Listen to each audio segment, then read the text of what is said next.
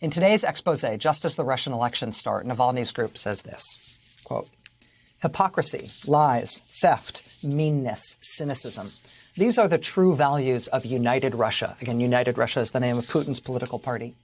"Under the guise of conservative family values and the protection of morality, Putin seized the country and turned it into a personal wallet to enrich himself, his family, and his friends. Under the pretext of some kind of encroachment on our borders, an external threat, he made Russia an impoverished rogue state, a state that for some reason is forever in a trench and is at war with everyone. Tons of lies pour out on us about family, about love, about loyalty and patriotism. But this is all hypocrisy. Their real life is second families, yachts, airplanes, palaces, a royal, glamorous life at the expense of the oligarchs. This is Putin's real ideology. This should be written on the posters of United Russia." And remember, they dropped this today, this new expose today, on the first day of the elections in Russia, where they are trying to outsmart, they are trying to outflank Putin and his United Russia party. Navalny from prison, all the other opposition leaders they haven't killed, the ones they've exiled or driven into hiding, they're still trying to use what remains of democracy, what remains of the election process in Russia, to get Putin and his thugs out, to vote out United Russia and thereby vote out Putin. And so they end with this plea. And this one comes with a real kicker for us, us Americans watching here from home. They say, quote, "It just needs to be stopped. Russia in the 21st century cannot be governed by such people. We are better than that. We deserve more, and we are ready to fight for it. We will continue to tell you stories that are often scary to tell, but absolutely necessary. Others will continue to engage in politics, despite being intimidated, imprisoned, and killed. Still others, no less brave, will take to the streets for our freedom. Be sure to come to the polls this weekend and vote against United Russia, against Putin's party of crooks and thieves. The only effective way to kick these scoundrels out is smart voting. That is a consolidated vote for one specific candidate who has the most chance to defeat United Russia. We have published the names of the smart vote candidates for all the 225 constituencies in this weekend's election. Look for them on our smart voting website. If the site is blocked, look for them in our app, in the Apple App Store and in Google Play." That's where their expose lands today. They've got this smart voting idea.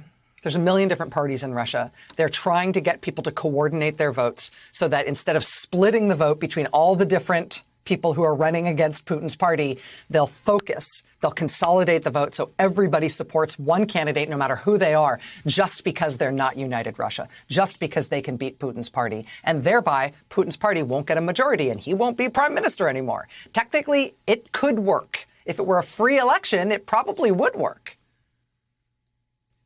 But here they are today, promoting this as the means of voting to get Putin finally out after all these decades. And they dropped this epic corruption expose, yet another one today.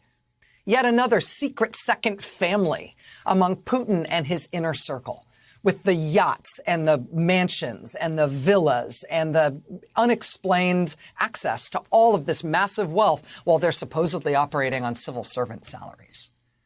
They dropped this the day one of the election. Vote them out using the system we have devised to beat Putin's party at the ballot box this weekend. Use this system all over the country. We've explained it. We've told you who our consolidated candidates are that will make this system work, and we've put it on our website. We expect them to block our website. The Russian government can do that. But if they block our website, don't worry. Download the app and do this smart voting tactic using the app. Download the app. You can get it at Google Play. You can get it at Apple's App Store. They dropped that expose today, and that's how it ended. And then today, the first day of voting in the Russian election, look, here's the headline in the New York Times. Google and Apple under pressure from Russia. Remove voting app. Dateline Moscow. Apple and Google removed an app meant to coordinate protest voting in this weekend's Russian elections. A blow to the opponents of President Vladimir Putin. The app was created and promoted by allies of the opposition leader Alexei Navalny, who are hoping to use it to consolidate the protest vote in each of Russia's 225 electoral districts. The app disappeared from the two technology platforms just as voting got underway. Google and Apple both took down the app. Putin's government pressured them and threatened them, and they caved. They took Navalny's smart voting app down, just as Russians start voting. And Apple and Google, of course, yes, both of them are American companies. Really big, rich, powerful American companies.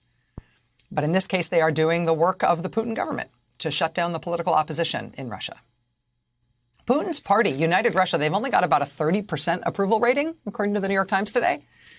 They can't actually win. They can't actually keep Putin in power without having the opposition locked up and silenced. And you expect that, therefore, from Putin and his government. You just don't expect big, powerful American companies to be so willing to help.